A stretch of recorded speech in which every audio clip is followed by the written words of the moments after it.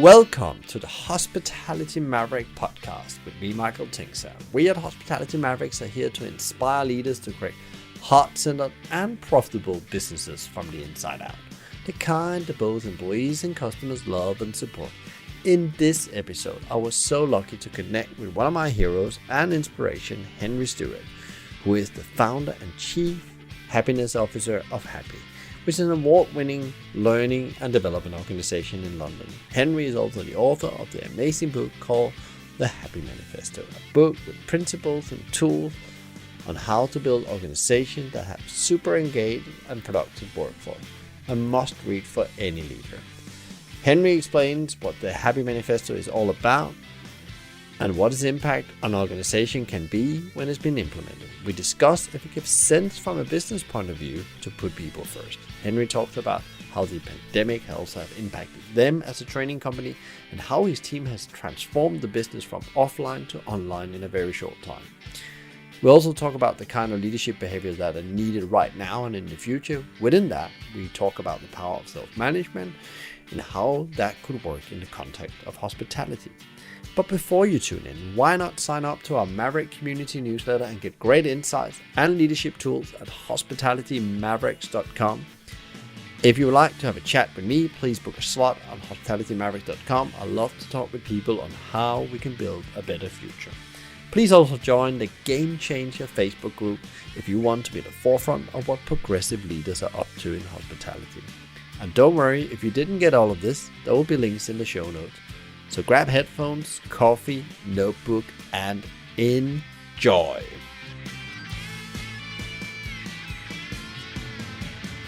As you know, sometimes I like to get somebody from outside the hospitality industry to have a little insight, look into our industry, and actually maybe share their, gems and maverick approaches. And today's guest is a person I've known for a long time. I've probably known him through his book for a longer time than we have known each other. We recently connected.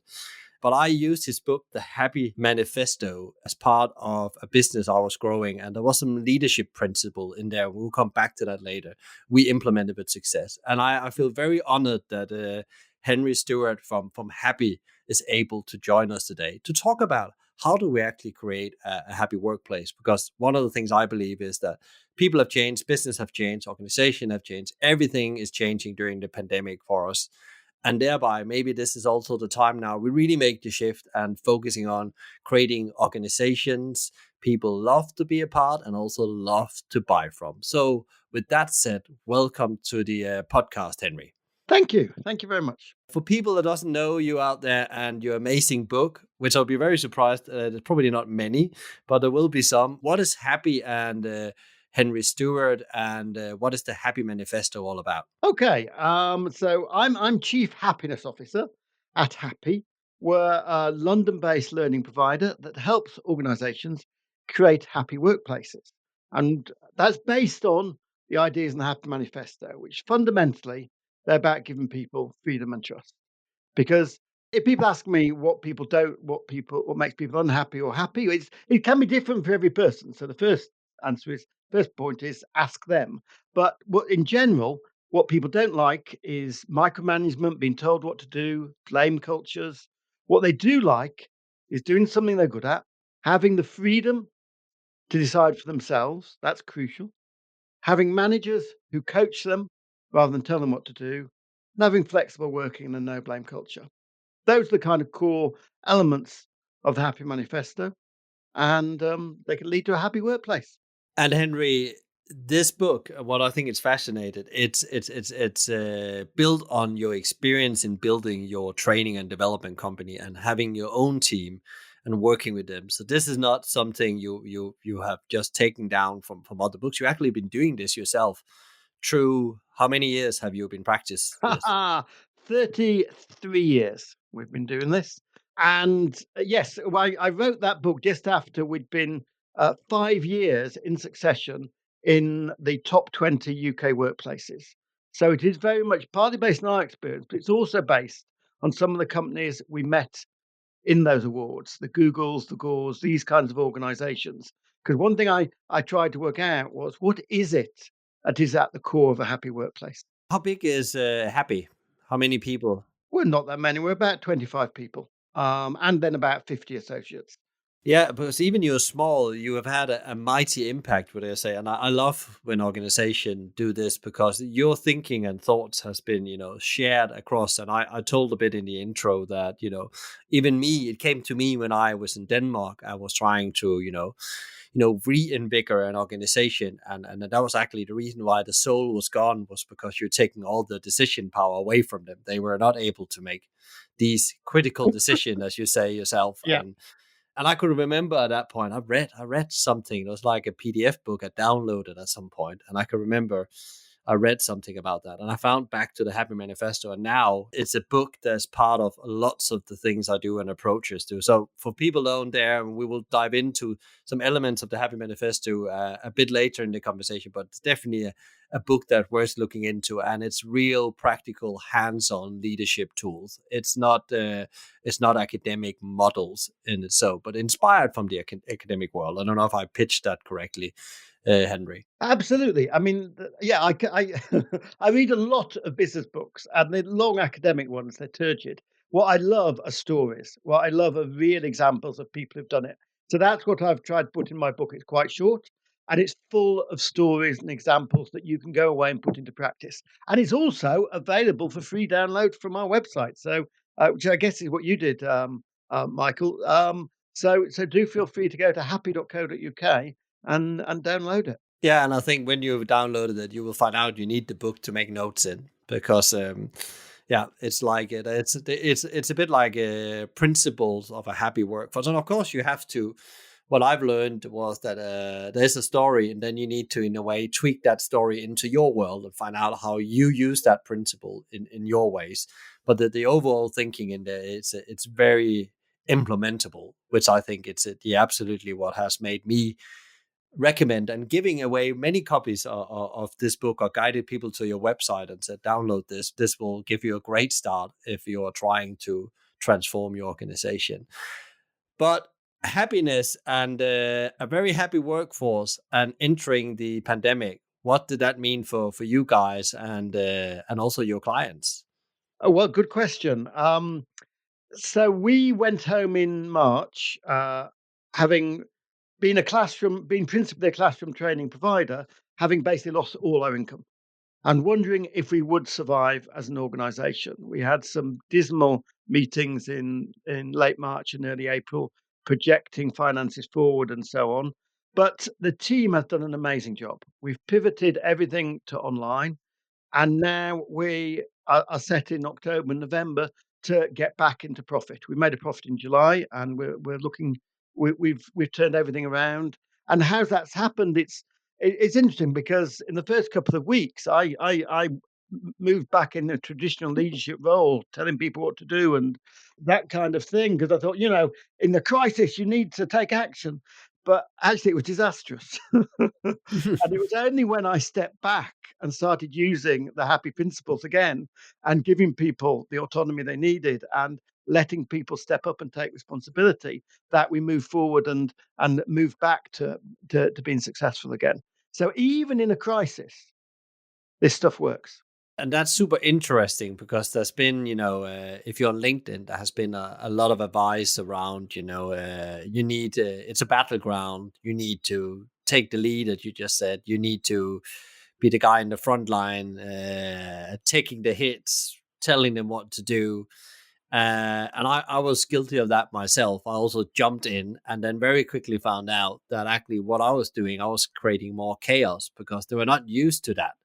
And they don't need that because they were already trained in making decisions for themselves. As soon as I pulled back, they came up with better decisions or better organizational decisions than I could do as an individual, because you only have so much brain power and energy yourself, but the team together has much more. Yeah. Yeah, the team has much more, and also they're the people in touch with the clients normally. They're the people who are talking to them every day, and they're the people that understand the need much more than people higher up the chain.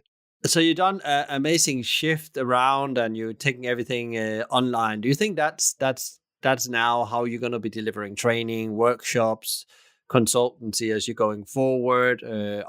Is the classroom coming back at some point when we all feel safe again and there's not a pandemic roaring in the same level as it is now? Well, that's a really good question. It certainly would be the case for the next 6 months. And we're in an interesting position because we've got a training centre costing us £250,000 that is completely unused at the moment. So do we keep it or do we not? Now we've started asking our clients, do they prefer online or classroom? And it's an interesting result. About 60% are saying they're neutral between them, and then it's about evenly split, 20% each way. So I think for some clients the classroom will come back, but it's likely to be well under half of what it was before. And of course, online is great because we can involve anybody around the world. There's no travel costs. We've had people on from Kenya, from Nigeria, from Kazakhstan, and coming to our training sessions. It's been fabulous. Yeah, so your market in principle have suddenly increased overnight. But the crucial thing is because we understood learning to start with, we understood how to make online learning interactive. Now, there's a report by GoTo, who's a webinar provider, this week saying that people are only paying attention for 29% of the time in training webinars. Which is because they've actually measured how much time they're doing something else at the same time, and that's pretty shocking, really. And I've been to those kind of webinars where you just which where you just hear people speaking, and there's no interaction, there's no engagement. What you need is engagement all the time. You need breakouts, you need polls, you need active use of the chat so that people are actively engaged. So we run sessions on those as well, but we've really transformed some organizations in their delivery and how they get people actively involved. And that's what you need. I'm sick of those lecture style webinars, which you might as well be listening to a podcast or a TED talk, which can be fabulous, like this one. But there's no point in going to a training event where there's no interaction. Very interesting because it's, one thing is saying that we take everything online. It's another thing is making it actually, engaging and active. That goes from everything from Zoom meetings to whatever, because I think we all have had our fair share of Zoom meeting or online meeting the last 7 months. And, that's also now that's where there has to be some fun elements of that. You need to use different things to get people engaged in those meetings. You need to make them shorter, more effective, because they're very draining for people to that screen time as well, compared to being face to face. So yeah, it's an They interesting. can be, but they don't have to be, and that's the key. That's the key point. So we've held full day events with over 100 people, where people have left saying, "I feel so energized and so inspired." And in fact, the feedback from those events has rated it more engaging than our real life events. The key to that, there's something we use called liberating structures. Do you know about liberating structures? No, tell us a bit more about that. Okay. Do you ever go to events or meetings or things where it's dominated by one or two people? Yeah. Liberating structures are 33 methods that by their very structure give everybody an equal voice. And that is crucial because Google did some research on this called Project Aristotle and found that what makes teams effective is psychological safety and an equal voice, not the highest paid person dominating, not one or two macho types dominating, but giving everyone an equal voice. So let me give you one of the 33 structures. It's called 1, 2, for all. And in that, you pose a question, you pose a prompt or an issue, and you get people to reflect for 1 minute, then go into pairs in a breakout for 2 minutes, then combine into fours for 4 minutes, and then come back and online put all what they've come up with into chat, and then have a discussion. And what that means is that every single person in that, whether it's two people or whether it's 200, every single person has had the chance to talk and express their views and come up with a viewpoint. That's crucial. That's crucial in making organizations effective, that you don't have these dull, boring meetings dominated by one or two people, but you have meetings which people look forward to because they know they're going to get to speak and they know they're going to get to think and discuss the ideas. Very critical thing you said, that like you're going to be heard. You are not going to be you're not going to be pushed from above for somebody with a higher salary or more status than you. That everybody's equal in those conversations. That's And I love the slogan, beware of hippos. yeah. Do you know what that means? Tell us a bit more. I know what it means, but maybe people out there, it'd be very good for them. I think it was originally a Google slogan. So a hippo is the highest paid person's opinion. And in too many organizations, once the highest paid person gives their opinion, that's what you go with. So beware of hippos, because as I said earlier, the hippos, the highest paid people, are often furthest from the front line. You're absolutely spot on because, as you said earlier, it's the front line that actually has the most and deepest knowledge about what's going on at the customers, but also with many, many, many other things. Absolutely. You pivot, there's a lot going on in the world, a lot of uncertainty. What has been the biggest surprise for you in all this as a leader of your business, your customers, and in general in the world? What has been like something where you said, wow, I hadn't seen that? Well, you told me not to be political, Michael, but I think the biggest surprise has been the total incompetence of our government in the UK, to be honest with you. Um, the fact that they can't get anything working, the fact they can't get track and trace working, that, I think what you're saying is that their organizational power it's very low. There's something not working here in a way when we talk about happy workplace. That's for sure. absolutely, a lot of it is about centralization. For instance, if the track and trace, instead of being privatized and outsourced to a centralized system, had been put out to local authorities and been put out to people who know the and understand the locality, that's the same as what I'm talking about. But they haven't, and it's been a disaster. It's amazing. I'm gonna be political, Michael. Yeah, It's yeah, it's fine. amazing how this government, its immediate reaction to anything is privatization. Privatize it. But it never works. It didn't work it didn't work with anything they've tried it with. But still they go back to it. Oh, let's privatize it. Sometimes somebody's gonna spot, maybe we should try something that works. The interesting because we this podcast we represent the hospitality industry, and it's definitely also a very screwed picture across the sector, and disbelief and distrust in what's going on because they feel a bit they've been as an industry has been shafted a bit, Absolutely. Absolutely. been being burned down on the compromise of not want to take leadership on this situation. And there's been 7 months to put a plan in place, and there's nothing in place when then the second wave came. So yeah, so it is definitely something that is on the industry's mind and frustration as they try to save the last pieces. And again, yeah, I think Danny Meyer is one of the most known people, leader first in New York, and he said when the first part of the pandemic, how do you put people first when you have to fire them, lay them off, make them redundant? How can you put people first? And I think that's the challenge we have as an industry right now. That's an interesting, and it's forced by either late or no government interaction. So politics cannot be untouched in these times. Even though I said to it, let's not get too political. But yeah, you're absolutely right, and that has I think it surprised many people out there.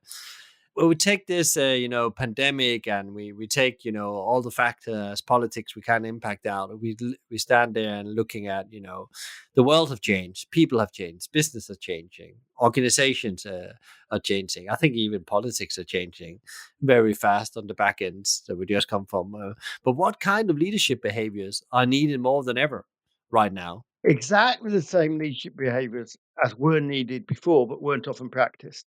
So, to explain a bit more about the whole philosophy, it's about leaders setting up the framework and getting out of the way.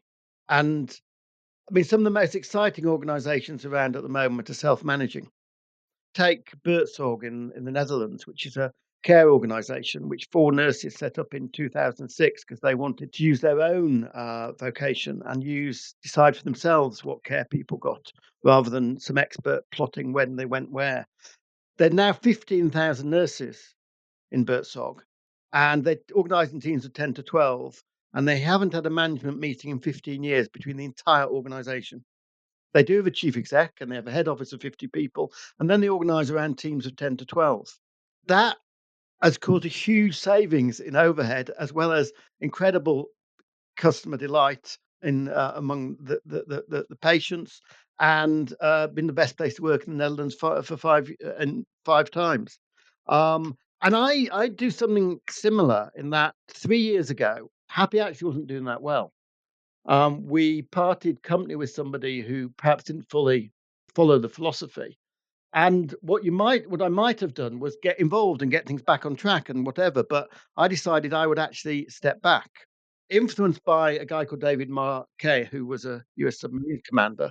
I decided to make no decisions. Turn around your ship. That's right, turnaround ship. Yeah. He took over a ship which he had no training for because he'd been switched to a different ship, and he decided he would make no decision. Instead, he would give people intent and coach and support them. And that ship went from a poorly performing submarine to the best performing submarine in US Navy history. And at Happy, we'd been flatlining for 2 or 3 years. I stepped back. I decided to make no decisions. People stepped up and took responsibility and ownership. And we had 3 years of 25% growth leading up to the pandemic because people were taking ownership. And that's what you need. There's a woman called Liz Wiseman who I think has written a great book called Multipliers, who makes clear that managers who are diminishers, who lessen the ability of their people, feel they have to be involved in everything. In every decision, they need to be there. Managers who are multipliers, who multiply the talents of their people, believe people can work it out for themselves with support, but believe that trust their people to come up with the right decision. So that's what I've certainly sought to do, particularly over the last 3 years, is create self-managing teams because they are, I think, the future, Michael. They are what is bubbling up and coming along. The old style of the manager and the leader as expert telling people what to do is long gone, or should be long gone. What instead you need is a manager who coaches and supports their people. Yeah, and I guess it becomes much more the role of like a coach in a sports team. I know that analogy has been used for years, but not really practiced. But you talk about you're a coach and I'm coaching a team, but you're not really doing that before you let them play their game in a way. And what you do is give them the overview, help them closing their gaps, let them perform at their best. And I think, yeah, you're absolutely right. I think already this was coming pre-pandemic. There's already been, a lot of books coming out on different ways to do organizations. You have a corporate rebel, you have rethinking organizations as well, turn around the ship. Good to Great touches on this as well. Some of the best performing organization over time, like Southwest Airlines, where the decision power is also way out in the front line and very few managers, very few layers of managers involved. But do you think, like, if we take hospitality and self-management, because I've been talking with people about it, and people are always very skeptic about this. So the question is also, who's then going to take over when it goes wrong?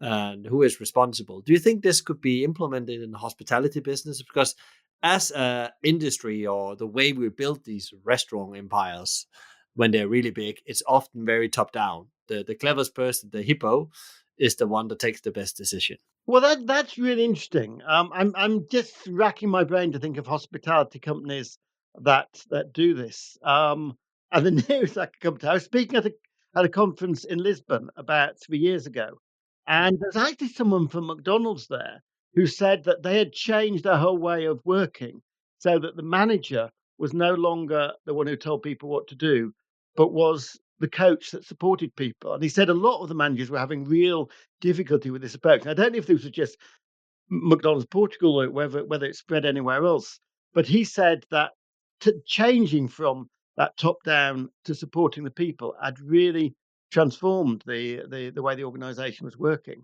So yes, I think absolutely hospitality is a tremendously dynamic industry, and obviously the front of house staff are the ones that get to see the customers and know what they're like and what they want. And yes, absolutely, that's where you should be able to step back and let people get on with it. Yeah, because it's super interesting.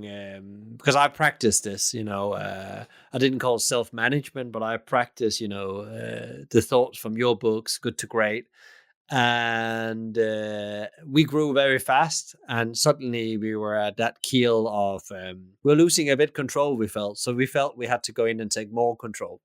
So we did the opposite of what we'd done. Suddenly we went out in the front line again and took the leadership. And the problem was we lost when we have lost a couple of our good people. We understood we're doing something that's very detrimental for this organization.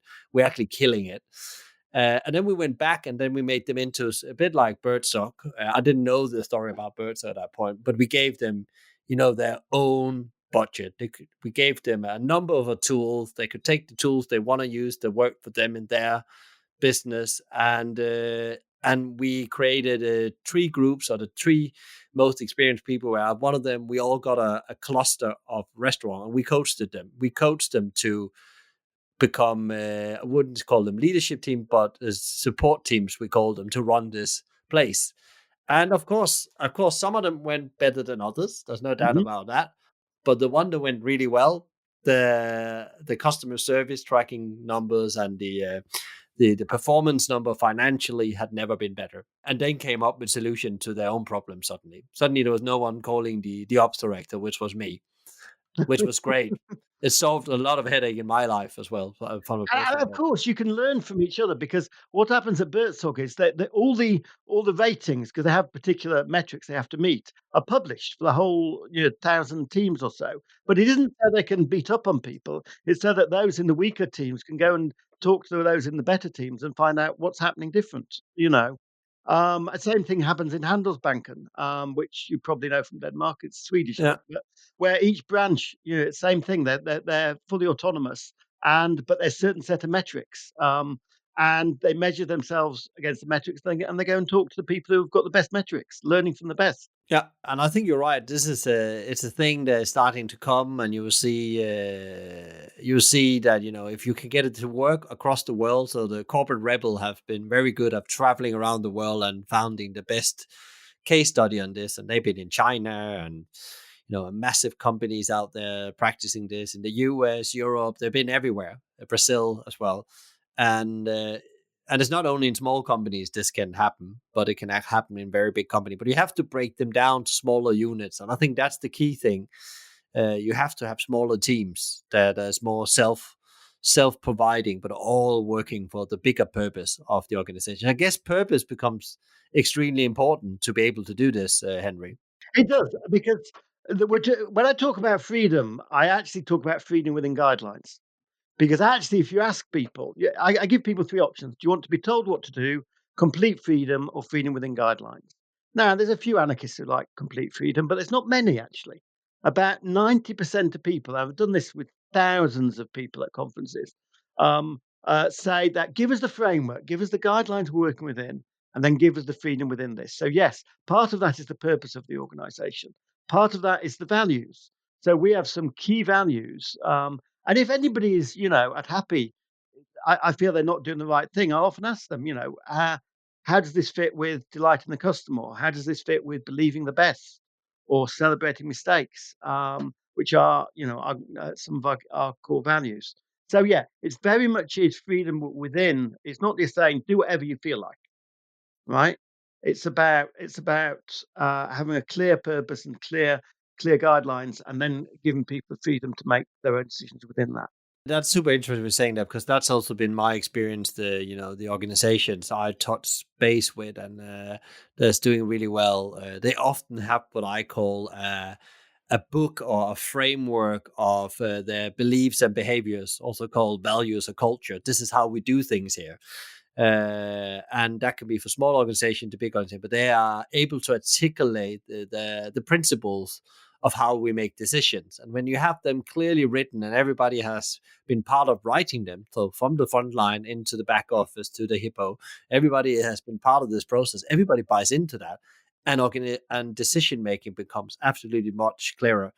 And I think that's a wonderful thing to see, because you're all walking past the same banner with the same purpose, but you are getting to it in different ways, but with no compromise on the bottom line or the customer experience. And let's say a little bit about decision making, because some people think, well, if the manager isn't making the decisions, it must be, or it must take ages to reach consensus. And a key point about self-managing organizations is consensus isn't what you're aiming for, right? What you're aiming for is ownership and responsibility. So ideally, each aspect of the business is owned by somebody. It doesn't need to be a senior person; can be someone absolutely on the front line. So, I'll give you an example from Happy. A couple of years ago, two of my colleagues, Ben and John, who were frontline staff, decided they wanted to change the pricing. Now, obviously, pricing is a big thing in a business. You'd expect it to go to the senior managers, but no. The idea is they use what's called the advice process. They go to they talk to clients, they talk to the other colleagues around the business, they get advice, and then they make the decision. And I actually didn't agree with the decision, the pricing they were set, but they had taken responsibility, they were taking ownership, and they made that decision and changed the pricing. And just imagine if in your organization, every part of it, there was somebody simply responsible for and owning. It makes a huge difference to people's sense of ownership in the organization. And how did you actually feel in that moment? Because I know like pricing is a very often it's often a CEO decision or chief marketing officer decision in let's take it in a big context, but that's normally where the decision falls. How did you feel just in the moment when that happened? Did you need to hold yourself back? I did need to hold myself back. I felt a bit nervous of what they were doing, but it seemed to work. I'll give you another example. So we talk about pre-approval, right?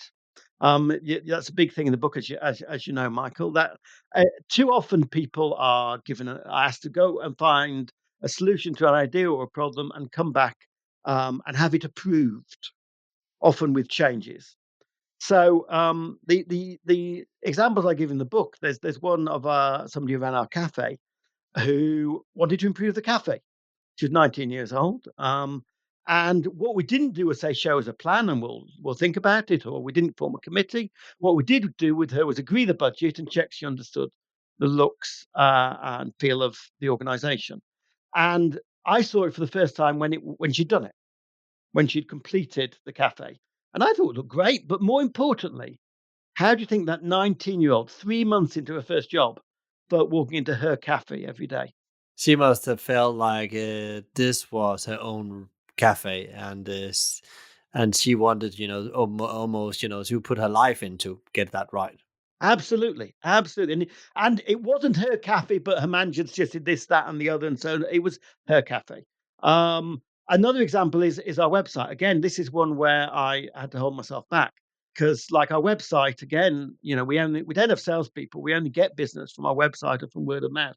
And I'd in the early days been very involved in the website, saying we should have this and that, and take this off, and maybe we should have this. And so the person in charge of the website didn't really feel in charge of the website. So this time round, we decided we would pre-approve it. Now that, as I say, it doesn't mean total freedom. We had a branding exercise so the look and feel was clear. We agreed the metrics, how many people visited and how much income it generated. They went on the best search engine optimization training we could find. And we also insisted, as part of the guidelines, they'd be talking to the customer. We didn't need to know what the customer was saying. You didn't need to hear that, but we need to know that they were having that dialogue.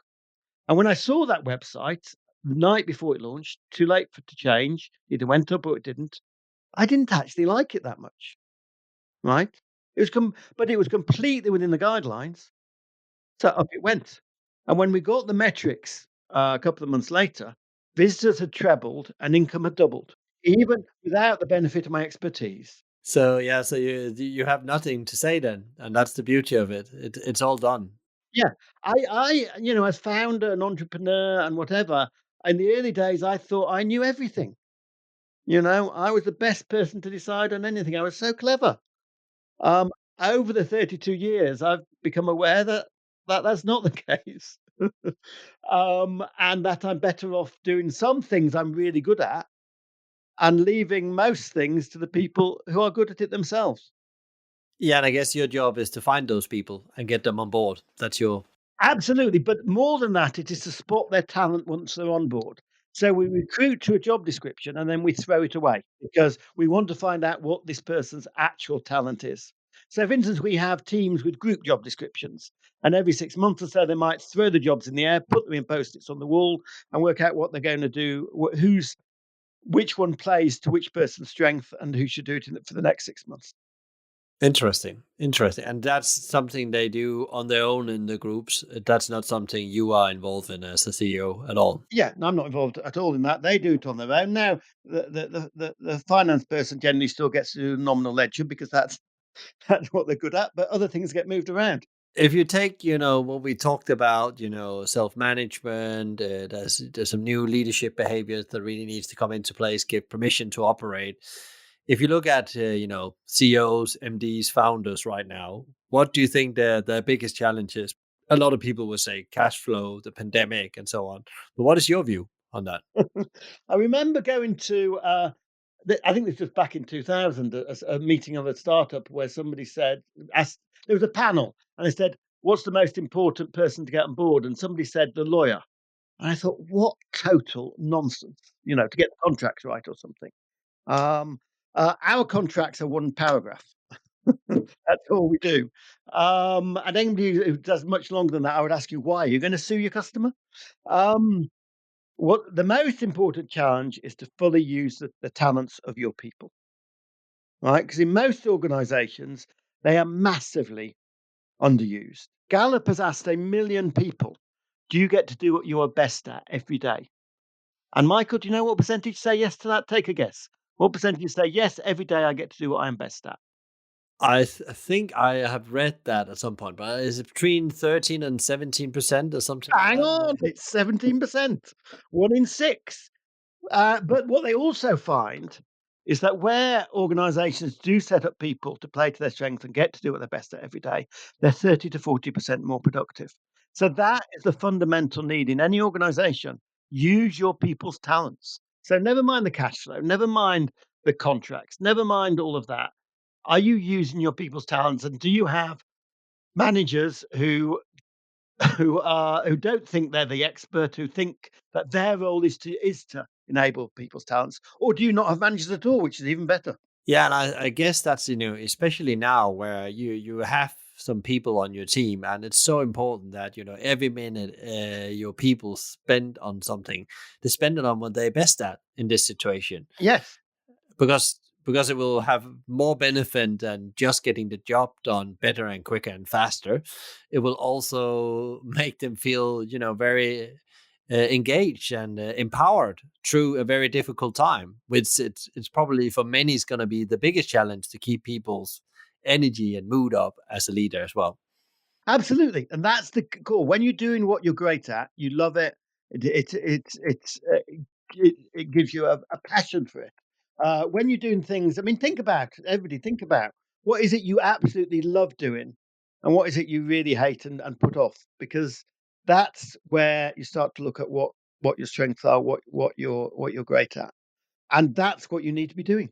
We can quickly agree on these things, Henry, because we're both very passionate about, and I can hear we read the same books and thinkers and so on, and practice this and seen it work and also have experienced what's challenge about it. But as the finance director often asks, does this actually give business sense?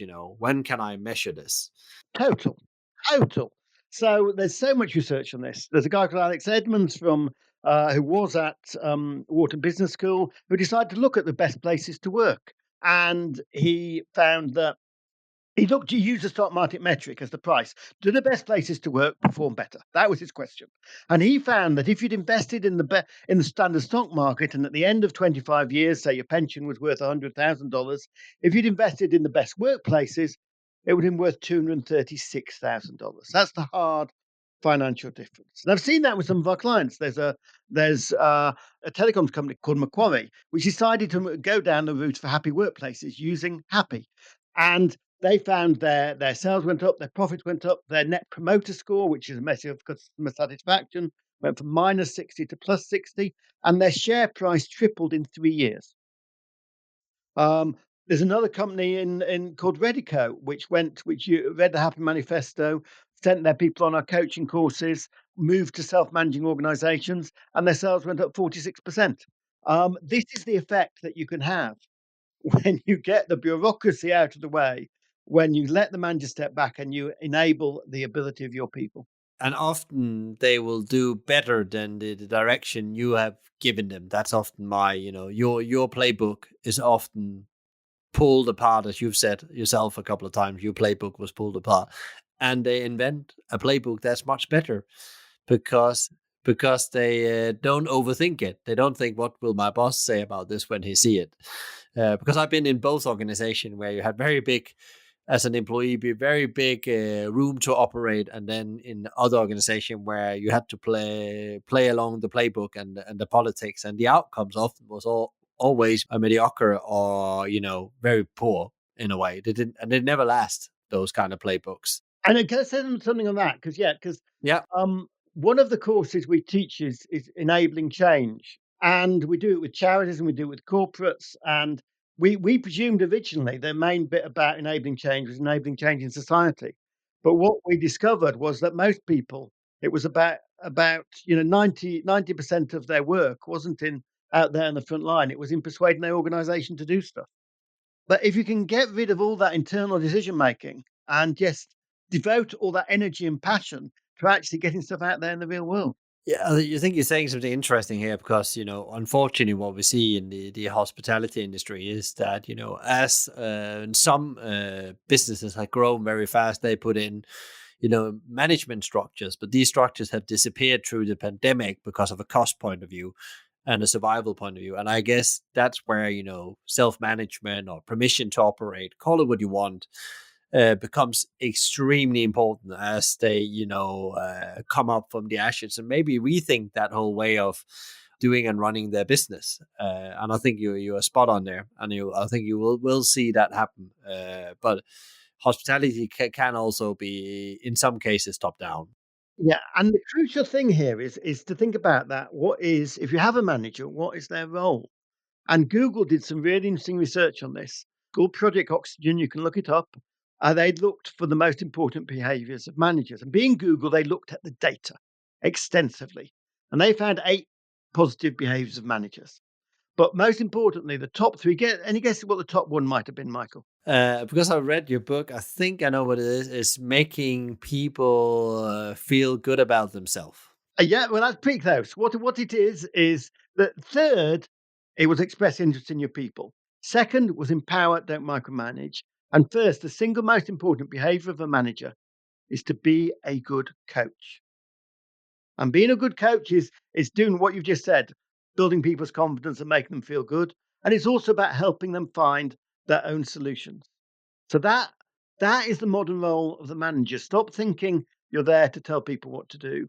You're there to help them find their own solution. And there's a little example I sometimes I'm give here, which is, as I say, I don't tend to tell people what to do. But let's say I've got Nikki who's been with us 20 years and Fred has been with us 2 weeks. Which one am I more likely to tell what to do? The new one, I guess. No, no. Because basically, if I tell Nikki what to do, she'll think about it. She won't do it if it's stupid, right?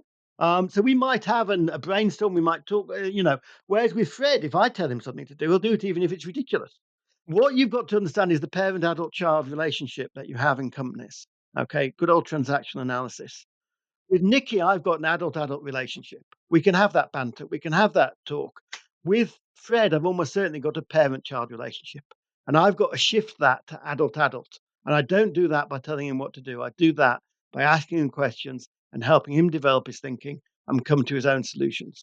And I guess, especially when we are under the pressure we are now as business leader, that's where we sometimes just want to jump to the parent role and tell what to do because, I'm running out of time. There's a new call, there's a new meeting. But actually, if you take that time, over time, you will see you get all that time you need in multipliers back.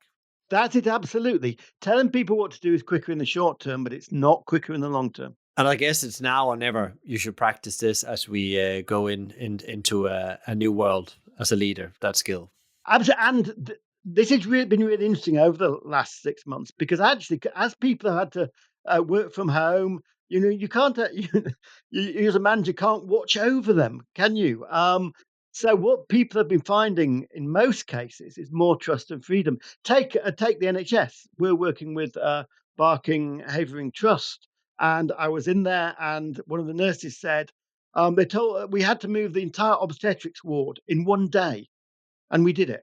And the role of the directors and the chief executive saw for themselves was no longer to be approving things, no longer to be doing that kind of thing, but instead they were there to support. Whatever people wanted to do, they were there to support it. And their phrase is no going back. No going back to the old ways of hierarchy and permissions, because they've seen what can be achieved if you give frontline staff full responsibility. The NHS could not have responded in the way it did if they'd had to go through all the hierarchies and the bureaucracy.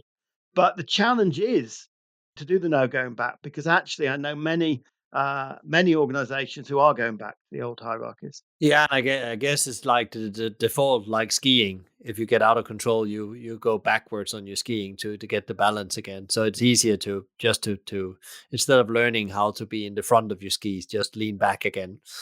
So you've seen people stepping up during the pandemic, helping the frontline employees in the health system.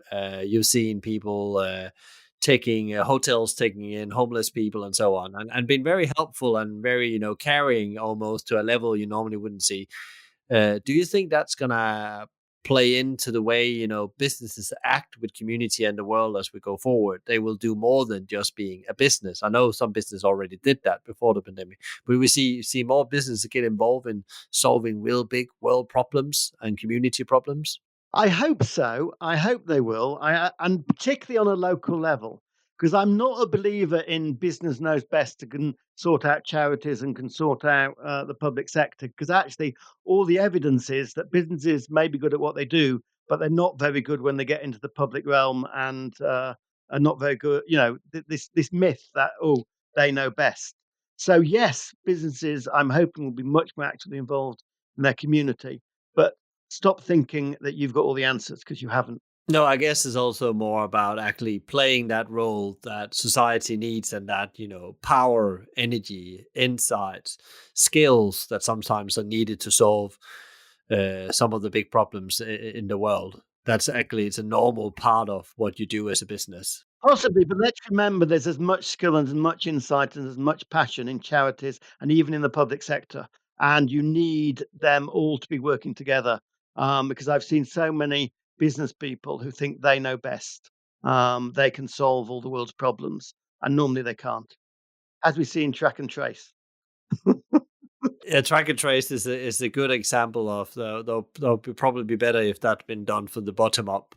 From the bottom up and from the locality, absolutely. Do you think then that we have a lot of global businesses today? Do you think there's going to be more smaller businesses in the new world than we know of global big businesses today? Would you think that we're going to have less globals and lots of small organizations instead? It would be very nice, Michael, but no, I don't.